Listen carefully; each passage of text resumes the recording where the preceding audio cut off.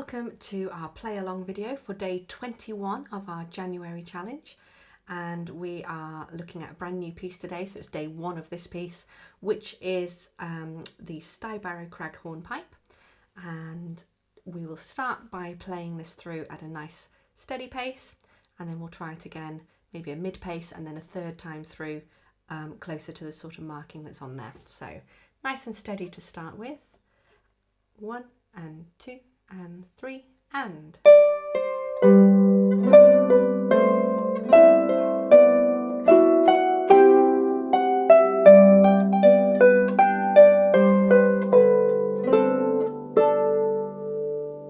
Okay, and now a little bit faster. 1 and 2 and 3 and.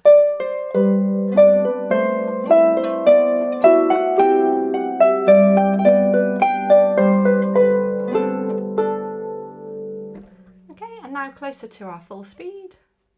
1, 2, 3. And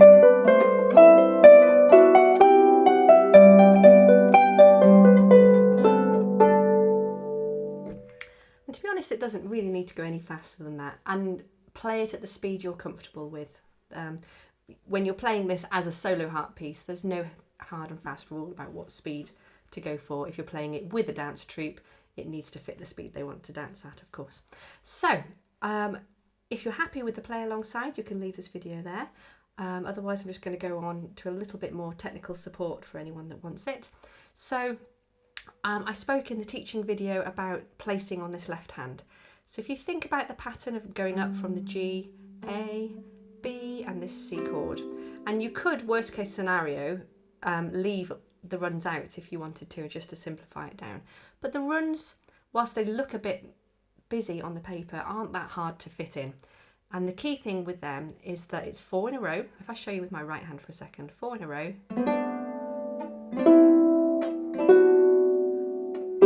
Okay, and you could even practice that without the extra notes, just the 4 runs, well, the 3 runs and then the chord. And if you do this really beautiful hand shape to start with the nice high thumb, low fingers, and then where you run it in, if you do all that running in with it, then you can get a really nice sound. And just think of it as we're aiming for that thumb. And I spoke in the video about placing all 4 at once. So particularly when it's your left hand and you can't see those fingers, if you try and see where your fingers are placing, you'll end up placing a bit like this. And it all gets a little bit sort of lobster hands and we can't really get a rich sound. So think, I'm looking at where my thumb's going because I can see my thumb, and I'm going to allow my other fingers just to open up enough to land on those other strings. So if I do that with my right hand, just get used to being able to open it up. And you can just practice that. You can practice it anywhere on the harp, but be aware that the harp string width usually increases as you go to the bass. So do it roughly in the same area, but just practice. Can I take my hand away and can I go back on and hit 4 strings in a row? And that's a really good method of practicing that section there. Otherwise, in this piece, let's have a look. This section in the top I was talking about near the beginning. So you have 1, 2, 3 in a row. Then we have 1, 3, 2. And I was talking about how you could, if you want to, just go 1, 2, 1. And if that feels more comfortable to think about, then that's fine, instead of the 1, 3, 2 that's written. If you can do the 1, 3, 2, it means that you land with finger 2 on that crotchet note, on the important note. And that's a nice finger because you can really pull that in beautifully and get a warm, rich sound. And the way officially to place it is to have the 1 and the 3, but not the 2 yet, because 1 to 3 is heading down.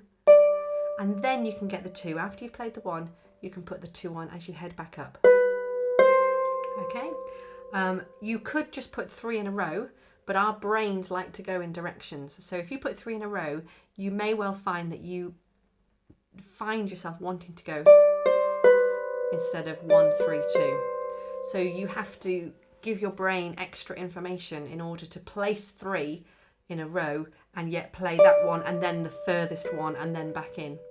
So for the processing that your brain has to do, whilst it feels like extra in terms of, right, I don't place that yet, I place it later, it will become more natural and your brain will follow its own rules much more comfortably if you don't place all 3 in a row. So if you can, try and do the 1 to the 3 and then put the 2 on.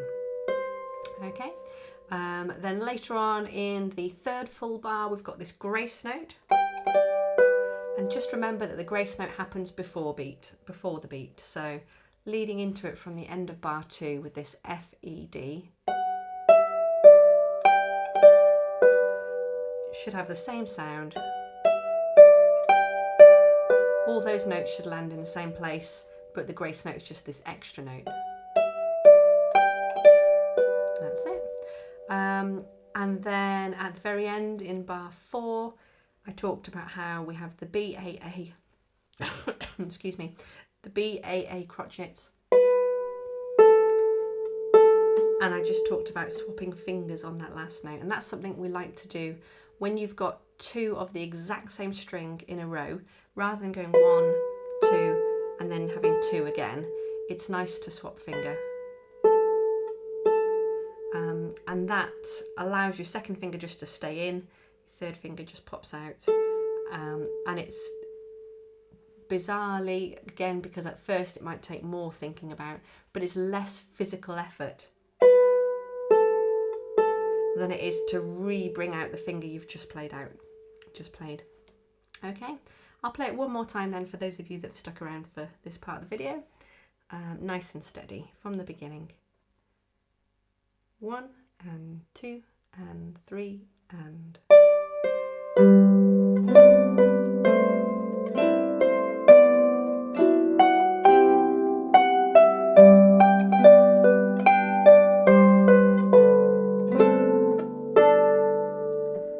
And I'm just damping there below that final note just to get rid of some of the murkiness of what's been going, and that will make us cleaner going into the next phrase for tomorrow.